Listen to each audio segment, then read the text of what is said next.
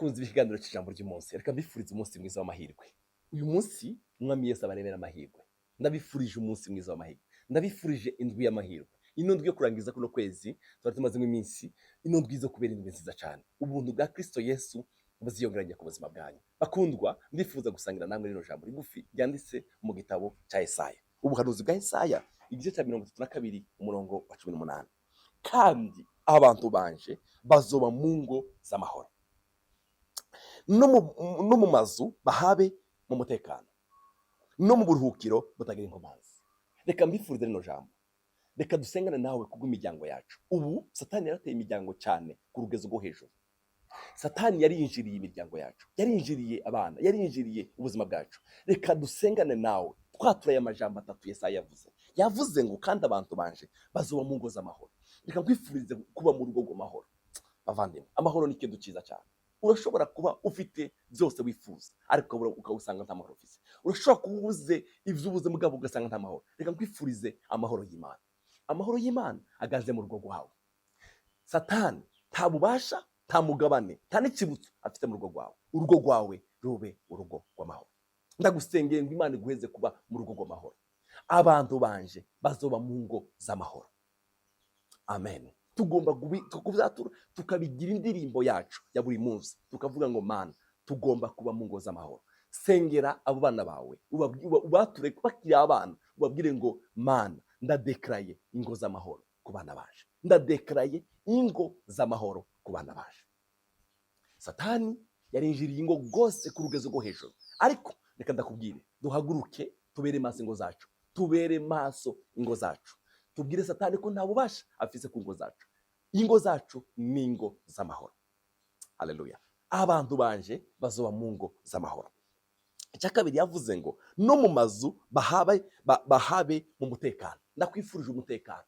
No mu mazu yabo bahabe bafite umutekano. Ndabifurije umutekano mu rugo rwawe.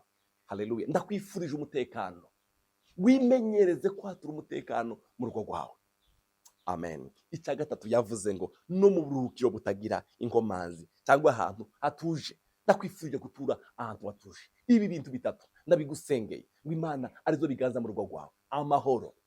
Amahoro ya Kristo Yesu yaragiye mu ijuru, aravuga ngo ndabasigiye amahoro. Kandi amahoro yanje ntameze nkuko yabisi bameze. Ndakwifurije kuba urugo rurimwo amahoro. Wewe wa mupapa uri kurankurikirana, ubu umupapa atanga amahoro. Wa mumama we, ubu umumama atanga amahoro. Haleluya. Bibiliya iravuga ngo amahoro muyagwane, muyakurikire. Cyagira umuntu aza kubaka amahoro. Cyagira ikintu na kimwe kiza gutwara amahoro y'umuryango wanyu. Bavandimwe, cyagira ikintu na kimwe kiza gutwara amahoro y'umuryango wanyu. Bera amaso ayo mahoro. Mubera amaso umutekano. Ikintu mutumvikanaho, reka kurarana umutima mubi, saba imbabazi. Bwana intambara yo kubabarira. Babarira kugira ngo amahoro y'Imana aganze mu rugo rwanyu. Umva ndababwira, ari ijambo ryanditse mu gitabo cya Zaburi rivuga ngo kura umutima waje mu ibohero kugira ngo murengeneshe izina ryawe. Hari igihe tujana imitima yacu mu mabohero kubera kutababarira. Hari igihe usanga urabuza amahoro, indwi yose iraheze udasinzira.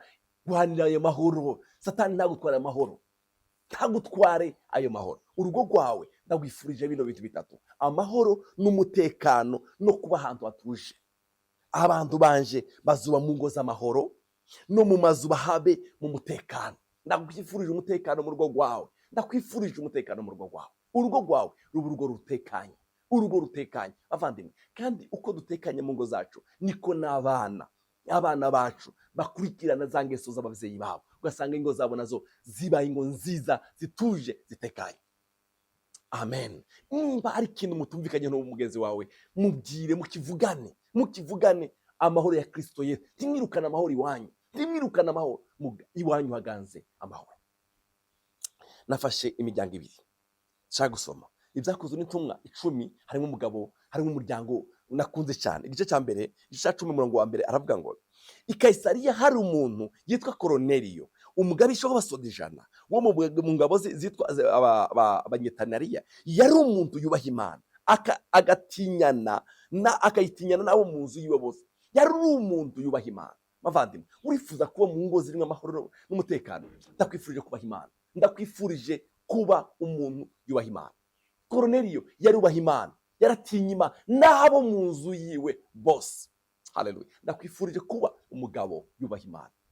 Haleluya. Umugabo yubaha Imana hari ibyo aheba. Umugabo yubaha Imana, umugabo yubaha Imana arashobora azakosera umudamu wiwe akamusaba imbabazi. Umugabo yubaha Imana. Umugore yubaha Imana iyo abona yakoze ikosa arasaba imbabazi. Umugore yubaha Imana arababarira. Umugabo yubaha Imana arababarira. Haleluya. Koroneliyo yari umuntu yubaha Imana. Umva, yari umuryango wubaha Imana, yari umuntu yubaha Imana akayitinyana n'abo mu nzu yiwe bose.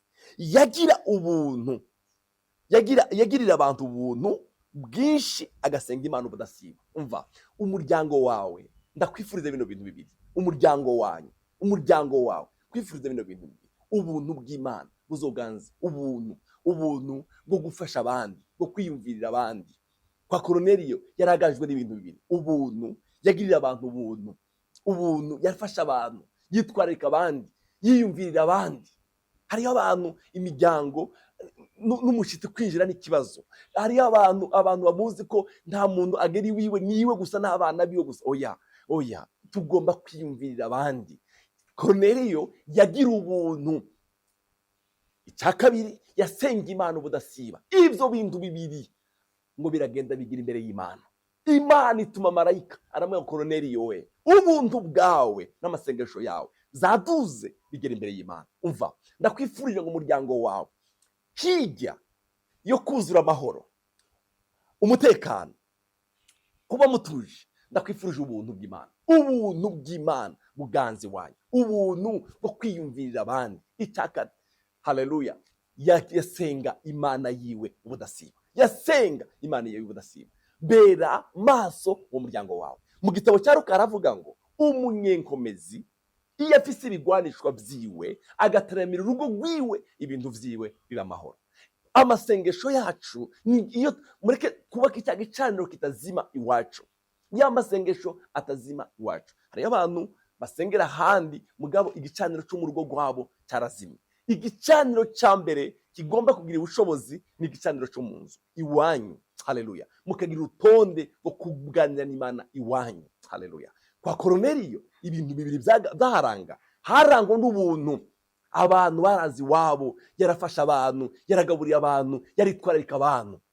Icyo ni ikintu cyane. Icya kabiri, haba igitaramo, haba amasengesho adashira. Haleluya. Ibyo bintu bibiri biraduga bibicibutso imbere y'Imana. Igihe iwanyu wagaje n'ubuntu n'amasengesho, bene data, muzaba mu ngo z'amahoro. Ndabifurije bino bintu bibiri zaranga kwa Koroneliyo. Oh, haleluya. Igitabo cya Luka igice cya 1:6 aravuga ngo bombi bagororokera imbere y'Imana, bagendera mu byagezwe n'amabwirizwa y'Umwami Imana byose batagawa. Uyu ninde? Zekariya n'umugore we Elizabeth.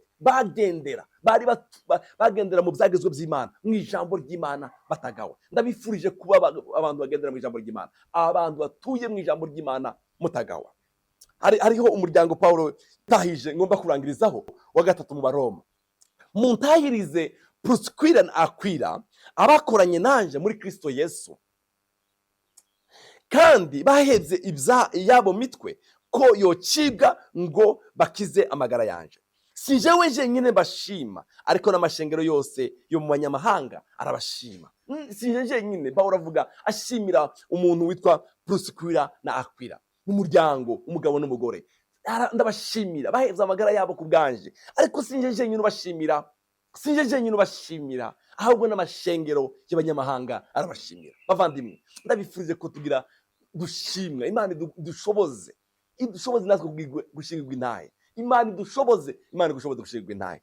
Hariho phrase yindi ivuga ngo kandi muntahirize n'ishengero ryo mu nzu yabo. Ntimubatashe bonyine gusa, ahubwo bafite n'ishengero ryo mu nzu yabo uritashe. Ndakwifurije ngo rino shengero ryo mu nzu yawe urikomeze. Igicaniro cyo mu rugo rwawe. Mu gitabo cy'Abalewi haravuga ngo umuriro ntukazime ku gicaniro. Ndakwifurije ko umuriro utazozima ku gicaniro cyawe. Yesu aguha umugisha kandi akugirire neza. Umuriro ntukazime umuryango wawe. Ndawifurije amahoro, ndawifurije umutekano, ndabifurije kuba ahantu hatuje, ndabifurije ubuntu, ndabifurije amasengesho adahera. Yesu abahezagire kandi abaho umugisha, atange amahoro mu miryango yanyu. Data turagukunda cyane, turasenze twatura bino bintu wabwiye Yesaya, waramubwiye ngo abantu banje bazoba mu ngo z'amahoro. Ndadekaraye, ndasengeye umuntu uri kurankurikirana ngo urugo rwiwe rube urugo rw'amahoro.